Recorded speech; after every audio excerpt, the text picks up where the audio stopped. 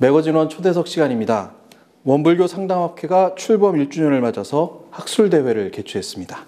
원불교 마음공부로 체득한 경험을 도움이 필요한 사람들을 위해 제공하는 원마음 상담사 자격증이 수여되는 자리이기도 했습니다. 자리이타의 정신으로 이웃을 위해 헌신하고 있는 원마음 상담사에 대해 알아보겠습니다. 원불교 상담학회 회장 이경렬 교무님과 함께 하겠습니다. 반갑습니다, 교무님. 감사합니다. 반갑습니다. 네. 상담학회 1주년 축하드리고요. 학술대회를 개최하는 자리에서 저희가 대담을 진행하게 됐습니다. 우선 원불교 상담학회가 어떤 단체인지 소개를 먼저 해주시겠습니까?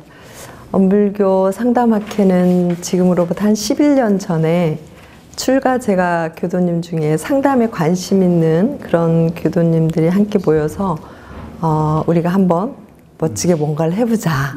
이렇게 해서 첫 모임이 소박하게 이루어졌습니다. 그런데 그 흐름이 있은 뒤에 이제 원불교 상담연구회라고 하는 조직을 만들었어요. 네.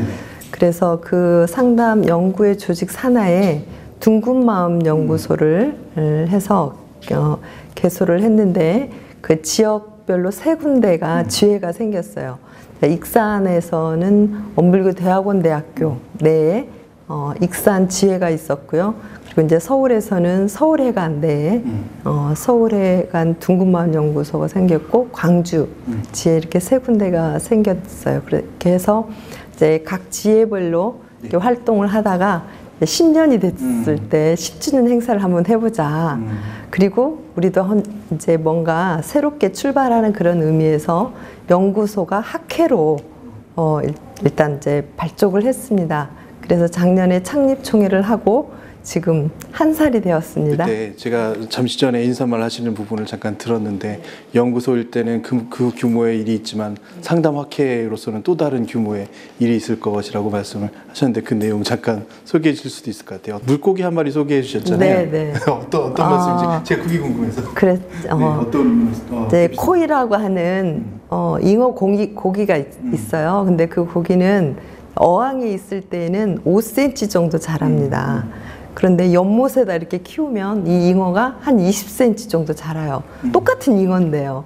그리고 이 잉어가, 코이라는 잉어가 강물에 놓으면 120cm.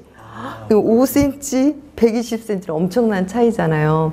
네, 똑같은 잉어인데 어느 물에서 환경에서 자라느냐에 따라서 이렇게 크기가 달라진다는 거죠. 그래서 저희 연구소도 이제 큰 집을 이제 학회라는 집을 이제 1년이 됐지만 그 흐름 속에서 아마 120cm 더 크게 무한대로 성장하기를 염원하면서 지금 환경의 변화를 조금 했습니다. 저희 서울회관이 있을 때 그곳에서 청소년 상담센터를 직접 운영하기도 했었습니다. 근데 그 장소가 없어짐으로 인해서 반납도 해야 되는 과정도 있고 내용은 충분한데 뭔가 이렇게 좀 그 규모가 갖춰지는 형식들이 조금 필요했던 일들이 아닌가 생각이 듭니다. 그게 1년 전에 그 뜻이 모아져서 상담학회가 출범했고 이제 1년이 됐습니다. 교무님께 좀 질문 드리고 싶은데 상담학회와의 인연은 어떻게 만나게 됐고 또 어떻게 관심 가지게 되셨는지. 네, 상담학회는 초창기부터 같이 멤버가 되었고요. 제가 이제 상담에 관계된 관심을 갖게 된 그런 계기는 저는 20살에 출가를 했어요. 그래서 이제 원불교에 대한 진리에 대한 탐구를 이제 많이 하고 그리고 인생과 이러한 우주에 대한 가장 깊은 어떤 진리에 대한 관심이 많이 있었는데 어느 날 제가 집단 상담을 30대에 한번 가본 적이 있었어요. 근데 내가 20살에 출가해서 이제 30이 넘었으니까 어느 정도 조금은 인격이 갖췄겠지 생각을 했는데 집단 상담을 통해서 인간에 대한 미묘한 감성 그리고 풍부한 정서 그리고 이제 영적인 더 큰 흐름 이제 이런 부분에 굉장히 디테일한 그런 부분에 도움을 받게 됐어요. 그래서 어쩌면 그 직관의 세계로 인생 사람의 삶을 성장시키는데 우리 종교가 굉장히 역할을 많이 하지만 거기에 더 플러스 돼서 정말 미묘한 감성과 정서와 이러한 부분들을 더 잘 다룰 수 있으면 훨씬 많은 사람에게 도움을 줄 수 있겠다라는 그런 생각을 하면서 상담에 관심을 갖게 되었습니다. 그래서 제가 상담 박사 논문은 영성 증진 프로그램을 연구를 했습니다. 연구를 직접 하셔서 학위까지 갖고 계시는군요. 상담 학회장으로서는 가장 어울리는 경력이 아닐까 생각되고요. 원불교 상담에 대한 특성을 좀 여쭙고 싶어요. 우리가 항상 하는 것이 마음 공부라는 말을 하고 있어서 우린 기본적으로 어떻게 보면 상담을 할 수 있는 기본적인 내성이 갖춰져 있는 것이 원불교 교도가 아닐까 이런 생각도 좀 드는데요. 원불교 상담의 특성은 어떤 것일까요? 저희들이 이제 일반 상담 이론이 400개가 넘거든요. 그 일반 상담하고 차별화된 게 과연 무엇일까? 결국에는 이제 원불교 상담학회는 원불교 교법에 근거가 돼 있다라는 게 이제 특징이라는 부분을 볼 수 있을 것 같아요. 불교 상담은 불교의 가르침에 근거가 됐을 거고, 이제 기독교 상담은 기독교의 가르침에 근거가 됐다라고 볼 수가 있겠죠. 그래서 어쩌면은 원불교의 큰 가르침은 마음 공부잖아요. 그래서 그 마음 공부 핵심 그 부분을 구체적으로 상담과 이렇게 통합을 해서 연결을 해서 많은 사람에게 도움을 주면 훨씬 풍부한 그러한 부분이 되지 않을까 생각이 들어져서요. 특징은 바로 원불교 교법에 근거한 그러한 거기다가 일반 상담을 같이 접목한 그런 부분들이 이제 원불교 상담의 이제 특징이라고 볼 수가 있겠죠. 그리고 이념은 결국 이제 원불교가 추구하는 내용도 낙원 세계를 건설하는 부분이잖아요. 이제 원불교 상담학회도 역시 많은 사람들이 행복하고 행복 세상을 이루는 그 부분하고 맥락이 같다고 볼 수 있겠죠. 일반적인 복지 혹은 이런 제공되는 것들은 물질을 제공하는 것으로 생각이 됩니다. 근데 상담은 정말 마음을 제공하고 그 사람 스스로가 치유받고 깨우치게 만들어주는, 어떻게 보면 우리 교화 활동과 가장 맥락이 닿아 있는 활동이 상담 활동이 아닐까 생각이 드는데요. 이제 상담은 결국 이렇게 말을 통해서 그 사람이 힐링, 치유, 그리고 영적 성장, 정신 개벽, 행복 그 길로 갈 수 있는 그런 부분에 안내하는 것이기 때문에 결국 상담이라는 표현 자체도 우리 마음 공부와 함께 다 녹아나 있는 그런 흐름일 것 같아요. 그렇지만 상담은 굉장히 어떤 방법론적인 부분들이 개발이 많이 됐거든요. 그래서 상호 요즘에는 4차 혁명 시대는 서로 융합이잖아요. 네, 서로 융합이 된다면 새로운 어떠한 모델 이런 부분들이 지금 시대 사람들에게 접근할 수 있는 참 좋은 그러한 부분이 되지 않을까 그렇게 기대를 많이 하고 있고, 또 저 역시도 개인적으로 저희가 수행하고 신앙하면서 이러한 상담 공부를 했던 효과를 참 많이 봤거든요. 그냥 스쳐 지나갈 수 있는 그런 부분, 마음의 세계의 부분을 굉장히 많이 와닿게 또 미묘한 것부터 이렇게 풍부한 부분까지 저는 개인적으로 굉장히 많이 도움을 받았어요. 그래서 이 부분을 서로 나눌 수 있으면 참 좋겠다 그런 생각이 들어집니다. 원불교 상담을 연마하는 과정을 이제 공식화하신 것으로 들었습니다. 그래서 원마음 상담사라는 제목으로 활동할 수 있는 공식 인력을 양성하는 것으로 들었습니다. 오늘은 자격증도 수여하셨어요. 어떤 내용인지 소개를 좀 부탁드립니다. 저희들 고민 많이 했습니다. 어떤 이름으로 자격증을 줄까? 마음공부 상담사, 또 원불교 상담사, 뭐 이렇게 여러 가지 하다가 일반 사람들도 쉽게 접근해서 이렇게 도움을 받으면 좋겠다라고 해서 원불교 마음공부를 합해서 저희들이 원마음 상담사 이렇게 했습니다. 그래서 아마 일반 사람들도 그 원마음이라고 한다면 크게 거부감이 없이 이렇게 다가서지 않을까 이런 생각을 해봅니다. 그래서 이 원마음 상담사 자격증은 이제 3가지 분류가 지금 오늘 자격증을 그렇게 수여를 했거든요. 전체는 29명 수여를 했는데요. 9명은 이제 수련 감독 원마음 상담사.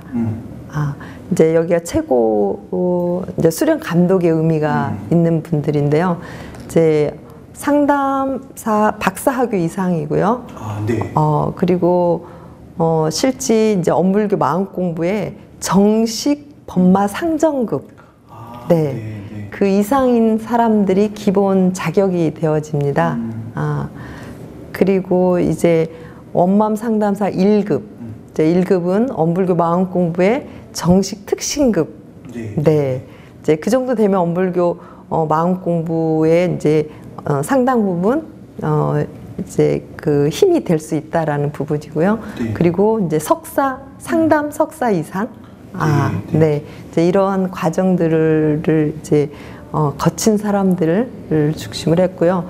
그리고 원마음 상담사 2급은 이제 상담과 상담 관련 공부를 하신 분들, 이제 그리고 엄불교 공부에 있어서는 예비 특신급, 네, 그 정도 부분에서 이제 마음 공부에도 관심이 있고 이제 상담에도 공부를 어느 정도 하신 분들을 이제 소정의 이제 시험도 보고요, 이제 면접도 하고 이렇게 해서 정식 이제 자격이 되면 저희 자격 윤리위원회에서 이제 검토를 통해서 이제 수여를 하게 됩니다. 근데 오늘 이제 첫 번째로 일기를 했는데요.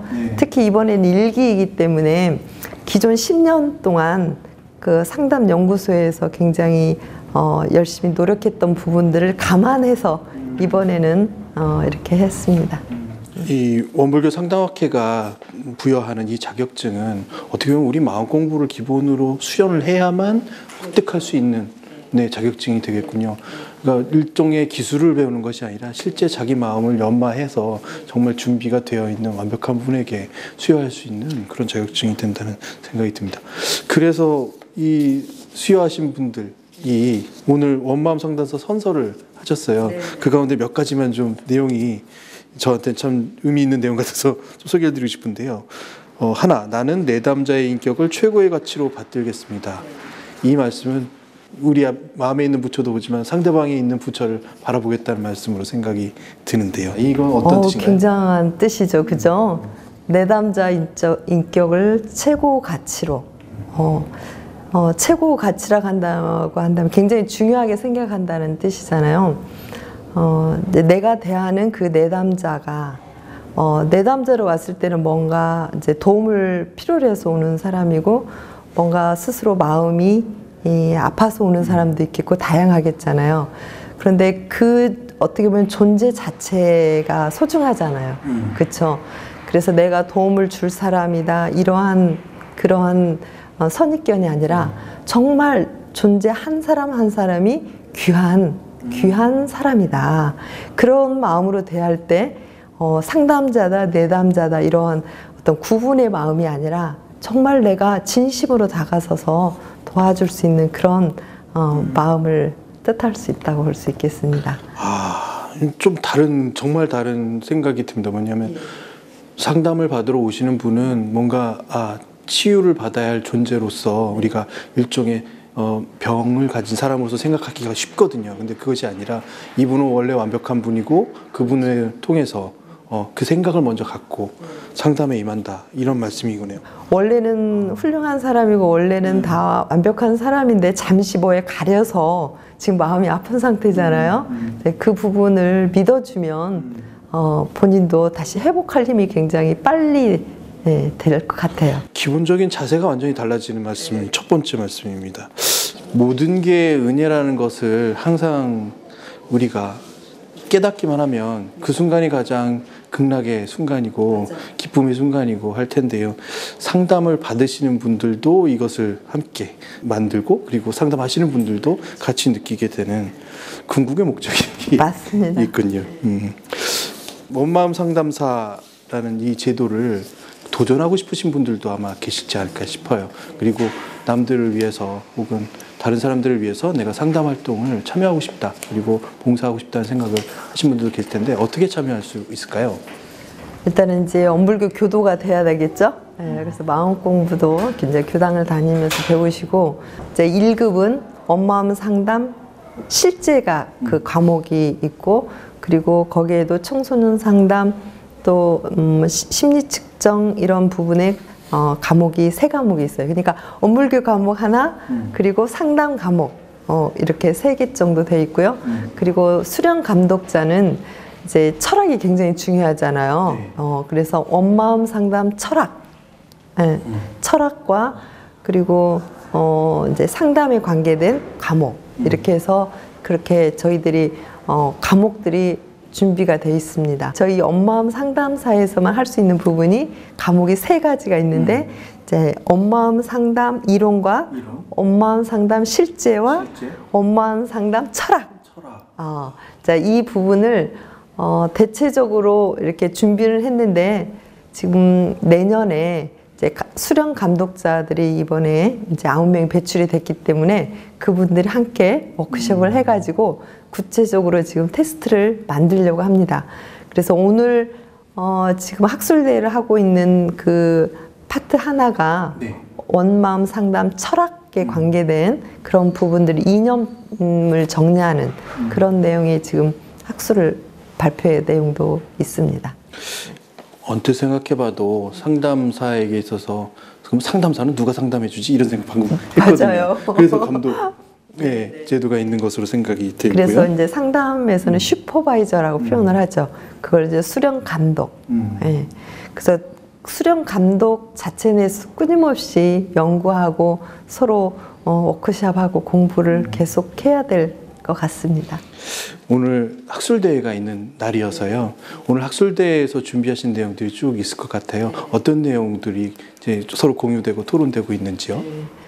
지금 이제 보수 교육이 저번 9월에 있었어요. 그래서 기본적인 부분은 보수 교육 때 원마음 상담 이론과 원마음 상담 실제, 그리고 상담자의 윤리, 이런 부분을 9월에 보수 교육을 했고요. 이제 여기에 근거해서 오늘은 한 단계 조금 높여서 수련 감독자들도 있고 해서 원마음 상담 철학, 원마음 상담의 기본적인 사상에 대한 부분을 심리학적 관점, 철학적 관점, 그리고 원불교적 관점 이런 부분을 통해서 지금 오늘 학술대회 한 파트가 되고요.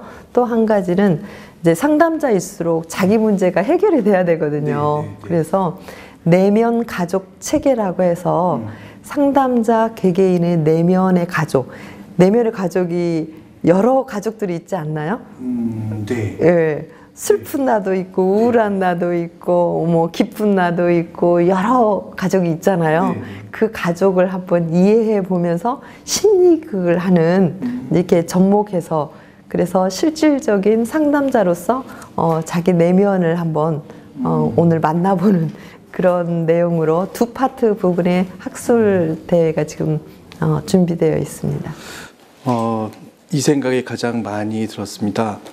사람은 알면 알수록 말수가 적어지고 남의 말을 더 많이 듣는 것이 아닐까, 그렇게 깨우쳐가는 것이 아닐까 생각이 드는데 상담 활동의 대부분은 들어주는 것이 아닐까라는 생각이 듭니다. 그렇죠. 우리가 마음 공부하는 데 있어서 상담이라는 것을 누군가에게 상담을 하는 것도 중요하지만 누군가에게 상담을 들어주는 이 자세도 매우 중요한 것이구나, 우리 공부에 있어서 중요한 것이구나를 다시 한번 깨달았습니다. 그 가운데 이것들을 정말 학술로 정립하셔서 우리 교도들에게 새로운 어떤 길을 알려주시고 지평을 알려주시는 것이 아닐까 생각이 들고요. 생일 맞으셨는데 2년, 3년, 앞으로도 10년, 그리고 정말 큰 고기가 될 거라고 믿습니다. 감사합니다. 오늘 말씀 감사합니다. 네.